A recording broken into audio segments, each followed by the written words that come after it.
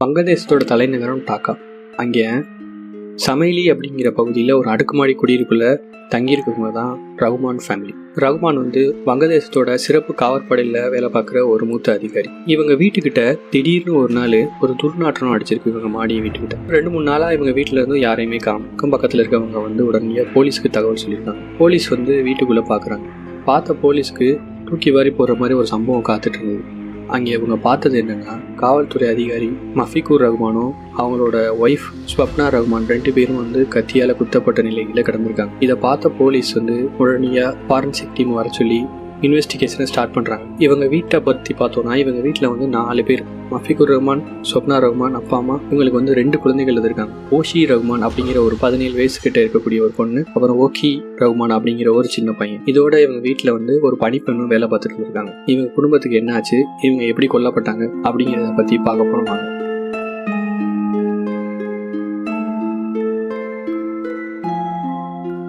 மஃபிகூர் ரகுமான் கொஞ்சம் ஸ்ட்ரிக்டான ஆள். மஃபிகூர் ரகுமானும் காவல்துறையில் வேலை பார்க்குறாரு. அதனால் வேலை பணியில் இருக்கார். அவங்களோட ஒய்ஃபும் வெளியில் வேலைக்கு போயிடுறாங்க. அதனால் ஓஷி ரகுமானும் தனிமையிலே தான் வாழ ஆரம்பிக்கிறாங்க. ஸோ அதனாலே அவங்களுக்கு அன்பு அந்தளவுக்கு கிடைக்காம இருந்தது. தன்னோட 5 வயசு இருக்கும் போதே புகை பழக்கத்துக்கு அடிமையாகிறாங்க.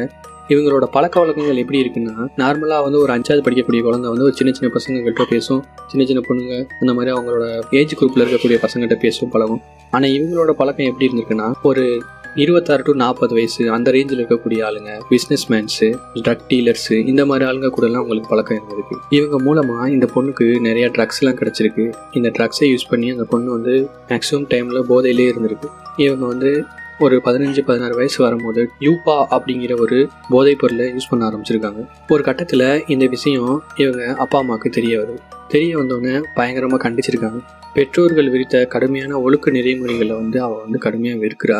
ஜூலை 31, 2013 அன்னைக்கு அவங்க அப்பா அவங்களோட ஃப்ரெண்ட்ஸோட பேசிகிட்டு இருக்கிறத பார்க்குறாரு. பார்த்துட்டு அடித்து மொபைல்லாம் பிடிங்கி வச்சிடுறாரு. அடுத்து அவங்க ரொம்ப டென்ஷன் ஆகுறாங்க. ஏன்னா ஏற்கனவே போதையில் அடிமையாக இருக்காங்க. போதையும் பொருட்களும் இல்லை அப்படிங்கிற போது அவங்க மனதளவுலையும் ரொம்ப கோவப்படுறாங்க.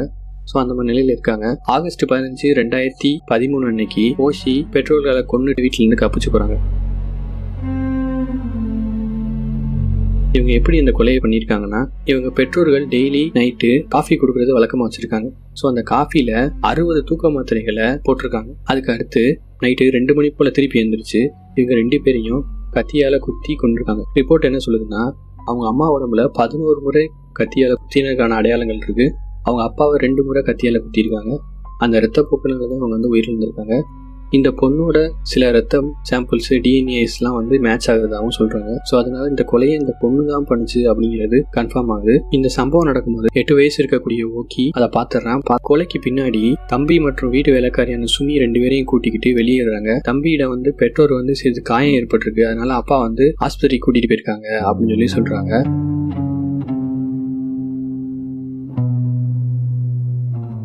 இரண்டு நாட்களுக்கு கழிச்சு போதை கொஞ்சம் கொஞ்சமாக இறங்கினதுக்கப்புறம் நம்ம பண்ணது தப்புங்கிறத வரைஞ்சு ஆகஸ்ட் 17, 2023 அப்போ இவங்க காவல் நிலையத்தில் தானாகவே சரண்டர் ஆகி உண்மையெல்லாம் சொல்ல ஆரம்பிக்கிறாங்க. 2025 ஓஷிக்கு இந்த குற்றங்கள்லாம் நிரூபிக்கப்பட்டதுனால மரண தண்டனை கொடுக்குறாங்க. ஆனால் இந்த கொலை செய்யும் போது அவங்க மனநிலை பாதிக்கப்பட்டிருக்குது, போதையில் இருந்திருக்காங்க. அதனால 2017 இந்த மரண தண்டனையை ஆயுள் தண்டனையாக குறைச்சிருக்காங்க. இப்போ சிறையில் ஆன்மீக புத்தகங்கள் ஆகியவற்றை படித்து கொஞ்சம் தேறிக்கிட்டு வர்றதா சொல்கிறாங்க. இவர் தம்பி இந்த சம்பவத்துக்கு அடுத்து இன்னும் மீளவே இல்லை, இன்னும் ஆஸ்பத்திரியிலேருந்து இருக்காரு. இந்த சம்பவத்தை அவர் இப்போ நேரடியாக பார்த்ததுனால இந்த கதையிலேருந்து என்ன தெரியுதுன்னா, இந்த கேஸை பொறுத்தவரை அவங்க பெற்றோர்களே ஒரு முக்கிய குற்றவாளியாக இருக்காங்க. இதை பற்றி நீங்கள் என்ன நினைக்கிறீங்க? கமெண்ட்ஸ் சொல்லுங்கள். இது போன்ற இன்ட்ரெஸ்டிங் கிரைம் ஃபைல்ஸை பற்றி தெரிஞ்சுக்க நம்ம சேனலை சப்ஸ்கிரைப் பண்ணிக்கோங்க.